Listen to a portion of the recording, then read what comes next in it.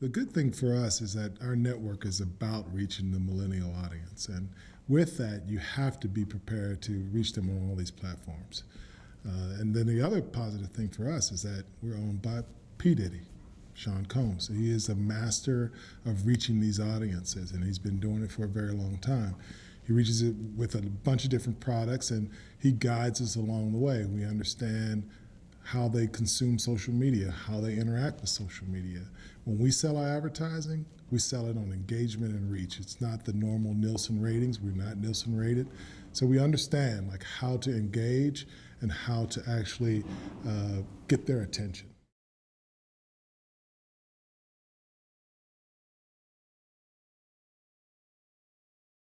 Probably a great example, we did Justice for Flint up against the Oscars. Okay, so it was in Flint, Michigan, and both Sean and Mark Wahlberg, who is his partner in excuse me, in Aqua Hydrate, they donate 1 million bottles of Aqua Hydrate water.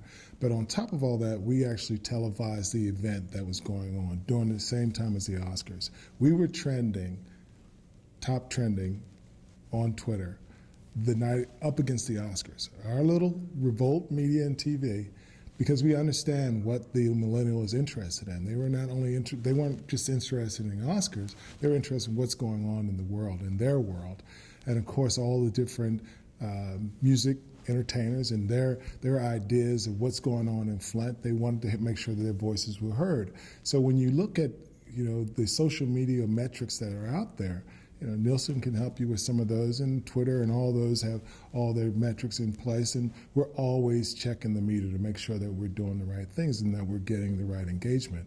When you put us and pit us up against our competitive group, and you could talk about, it could be on the pivot side, it can be on the complex side, you decide on what you're going to put yourself up against.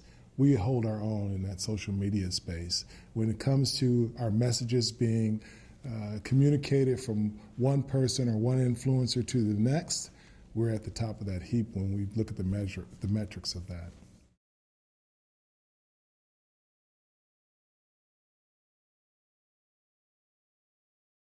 When you talk about Sean Combs, he never does anything small, from the beginning. And so Sean, the tagline for us is the new #1 name in music, or at least that's what it was when it started. Now, this year, 2016, we are the #1 name in music. He believes in putting his resources behind it. When we launched the network, 3 billion impressions.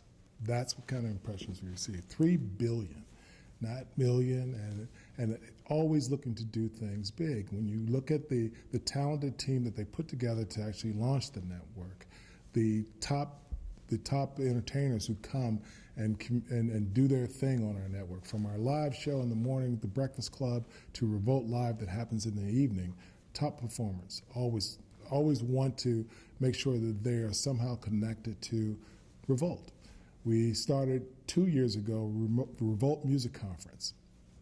Going into our 3rd year this year, we'll announce that we'll do it again in mid-October. 29 different entertainers performed at that event. But that was just the highlight. On top of all of that, it's all about the music industry. We had the top executives of the record labels, you had top executives from your digital platforms, top executives from your advertisers, your CMOs, from Citibank to Pepsi, who all joined in to help to define what is the music industry and where is it going. And then on top of that, what is going to be the role that Revolt's going to play? We are that platform. If you are an executive or you're an agent, you're a manager, you're an advertiser looking for some kind of sponsorship, you want to come through our door because we know that millennial audience, we believe, better than anyone else out there.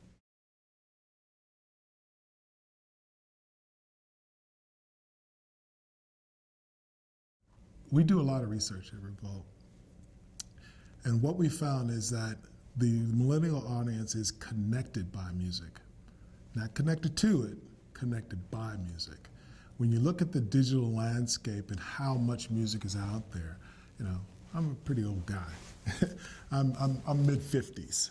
So in my time frame, whatever city I lived in, whatever radio stations you listen to, that's what the music was your own. You claimed it as your own. Well, in this universe that we're in, music is all over the place. If you look at anyone's playlist these days, it is all over the place. You could have country western followed up by EDM, followed up by R&B, followed up by hip hop, and those all. So that means all bets are off. So it is reflective of who the audience is. It's millennial audience. On the panel I was speaking on, I talked a little bit about the millennial audience and the diversity. And if it's not diverse in the room that they're in, they're looking around saying, what's going on here? There's a challenge here. There's a problem here. Then if you look at Gen Z, they really are looking at that. If they're in a room and it's not diverse, there's a bigger problem.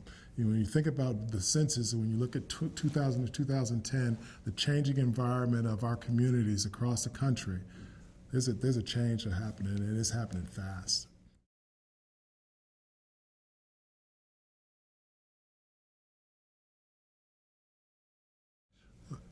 It's interesting that you say that, because when we do our research, they actually pay for the music. They just pay for it differently than we used to pay for the music. They pay for it in singles. When you start thinking about the Pandoras and the Spotifys and the titles of the world, they're paying that $9.99, or they're sharing a access to it, but somebody's paying somewhere along the line.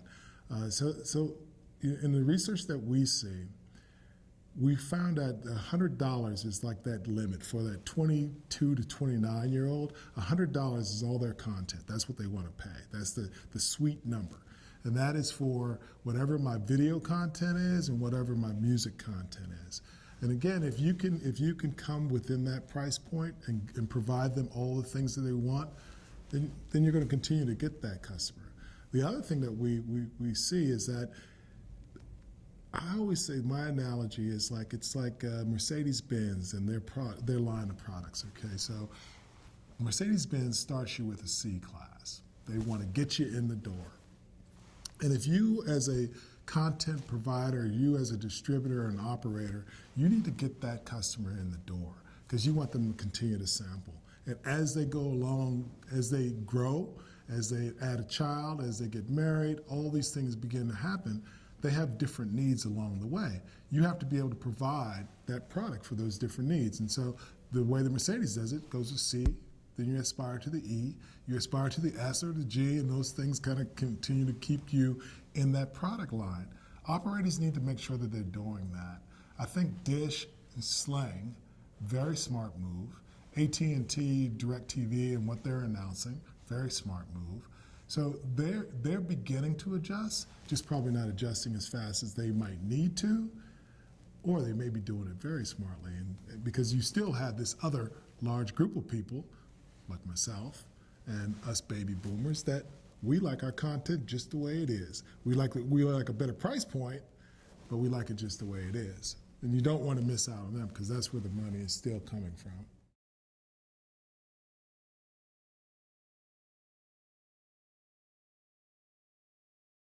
I think there's real growth per se, because you're giving them choice.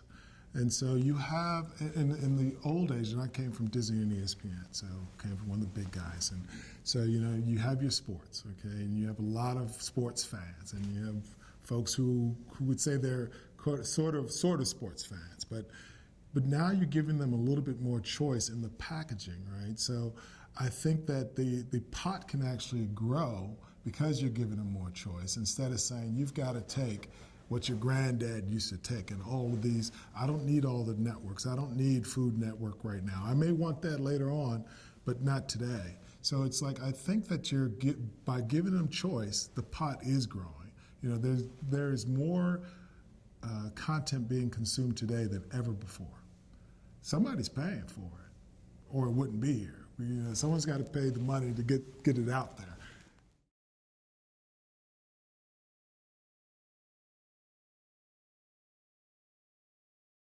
We're right in the midst of Revolt to Vote.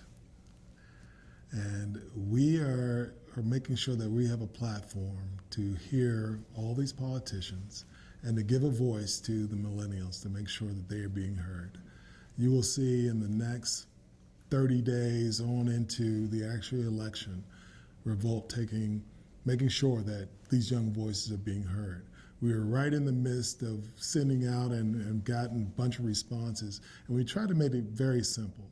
What are the 2 to 3 sentences that you would, 2 to 3 questions you'd like to ask the president that affects you in your home, in your college? Like, what are the 3 things that you would want a president to do?